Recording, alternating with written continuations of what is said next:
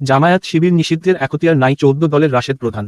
১৪ দলের বৈঠকে জামায়াত শিবিরকে নিষিদ্ধের সিদ্ধান্তের তীব্র নিন্দা ও প্রতিবাদ জানিয়েছে ১২ দলীয় জোটের শীর্ষ নেতা ও জাতীয় গণতান্ত্রিক পার্টি জাগপা সহ সভাপতি রাশেদ প্রধান। আজ গণমাধ্যমে পাঠানো এক বিবৃতিতে রাশেদ প্রধান বলেন, ১৪ দল আওয়ামী লীগ নেতৃত্বাধীন একটি রাজনৈতিক জোট। কোন দল অথবা জোটের এখতিয়ার নাই অপর দলকে নিষিদ্ধের সিদ্ধান্ত গ্রহণ করার। এই সিদ্ধান্ত সম্পূর্ণরূপে অগণতান্ত্রিক ও অসাংবিধানিক। আমি এর তীব্র নিন্দা ও প্রতিবাদ জানাই। তিনি বলেন, আওয়ামী লীগ নিজে অগণতান্ত্রিক উপায়ে ভোটহীন সরকার গঠন করে এখন জামায়াত শিবিরকে নিষিদ্ধ করতে চায়। তারা জামায়াতকে সাথে নিয়ে আন্দোলনের ইতিহাস ভুলে গেছে, তারা অতীতকে অস্বীকার করতে চায়। জামায়াত বাংলাদেশের প্রত্যেকটি গণতান্ত্রিক আন্দোলনের রাজপথে ছিল। শুধু তাই নয়, বাংলাদেশের প্রত্যেকটি গণতান্ত্রিক নির্বাচনে জামায়াত অংশগ্রহণ করেছে এবং সংসদে তাদের প্রতিনিধি ছিল।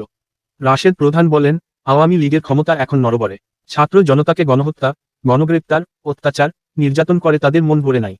জোর করে ক্ষমতা আঁকড়ে রাখার লক্ষ্যে এখন জামায়াত শিবিরকে নিষিদ্ধ করতে চায়, একদলীয় বাকশাল কায়েম করতে চায়। কথাবার্তা পরিষ্কার, বাকশাল কায়েমের খোয়াব দেখবেন না। বাংলার জনগণ জামায়াত শিবির সহ কোন গণতান্ত্রিক রাজনৈতিক দলের নিষিদ্ধের সিদ্ধান্ত বরদাস্ত করবে না। বাংলার জমিনে আমরা বাকশাল কায়েম করতে দিব না ইনশাআল্লাহ। জামায়াতেরও রাজনীতি করার অধিকার রয়েছে, কর্নেল অলি।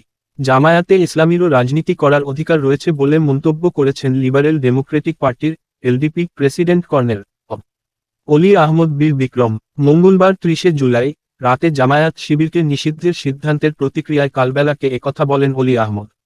তিনি বলেন, দেশের বিদ্যমান পরিস্থিতিতে ক্ষমতাসীন আওয়ামী লীগ সরকারের পদত্যাগই সংকটের একমাত্র সমাধান। যত দ্রুত সম্ভব তাদের পদত্যাগ করতে হবে। এটা তাদের জন্য যেমন মঙ্গল, দেশের জন্যও তেমনি মঙ্গলজনক হবে।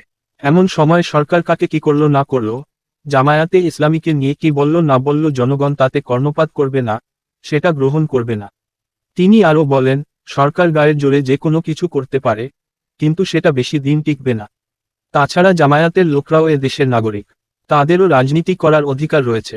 যুগপৎ আন্দোলনের অন্যতম শীর্ষ নেতা অলি আহমদ বলেন, বিগত ১ মাস ধরে সরকার যে কর্মকাণ্ড পরিচালনা করেছে, তারা নির্বিচারে আমাদের ছেলেমেয়েদের হত্যা করেছে, সাধারণ মানুষকে রাস্তায় হত্যা করেছে।